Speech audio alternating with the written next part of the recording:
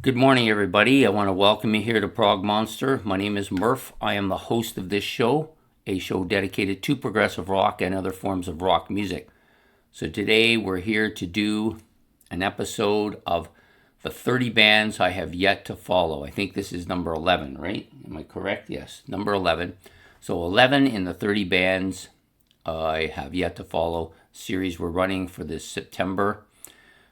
Just decided I would do something a little different to try and motivate myself to maybe listen a little bit more to some of these bands who, for my intents purposes, I think are bands I probably should be following and probably get a lot of enjoyment out of them. But for some reason, I just don't do it. So with each of them, it seems to be a little bit different too. This band and the band we're doing today is Moody Blues. Yeah, this is a band I've long known about. Right back to the beginning when I started with Styx and then moved on and was listening to Queen and Rush and Black Sabbath and those bands in that time period. This was a band that I knew about then. They had a couple of tunes that I knew about, which seemed to fall within that same kind of realm of music that I would like. But I never bought an album from them. And then, maybe this is a bad example of an album by them, I'm not sure, but this is a mid-'80s album, and probably they were very different by that time. And I don't know for sure, but based on the titles of the songs and the one listened to I've had of this album, a little bit on the poppy side, and perhaps that's the reason why I never went there. And it just came down more or less, I think, to I did see some of their stuff in the record store, but again, at that time period, at the beginning of the end of the 70s and beginning of the 80s, I was still like 14, 15, 16. I didn't have a ton of money. I had more than I had before that. But and that's probably the reason why 78 was the year that I started moving out from KISS, because I started having more money because I had a job at this point and was able to buy more stuff. The same thing happened with the Moody Blues. That happens with so many bands. I got to the store, I had enough for maybe 2 albums, and I picked the 2 albums I wanted. And usually there was something by a band that I really liked in there, so I would buy that. And so even though I seen this Moody Blues there, but it wasn't something, not this particular one, but other Moody Blues. I think it was a Long Distance Voyager was the one. I think that was the name of the album that I saw several times. I went to the store and it was still there, and I picked it up a few times, looked at it, put it back down, and then bought the things I wanted to. And, if I'd had 100 or 150, I probably would have bought it. And maybe this would have been this band might not be even on this show today, but I didn't.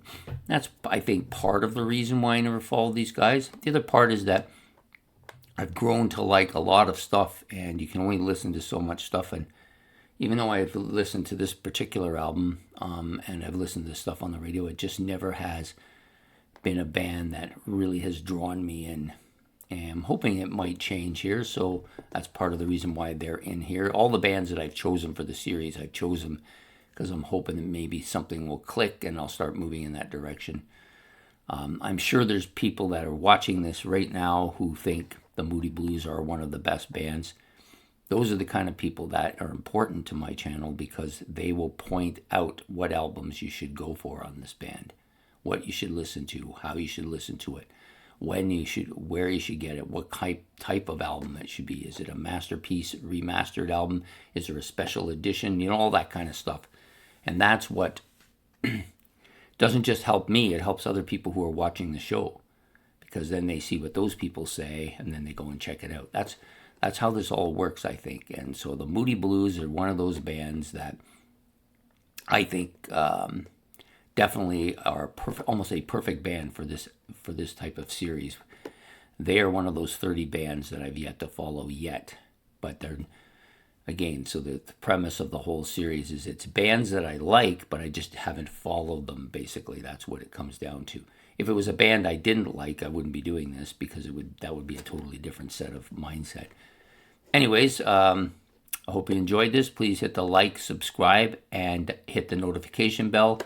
And please, any comments or any advice on the Moody Blues would be well appreciated in the below I like the comments. The comments are helpful. They help other people and not just me.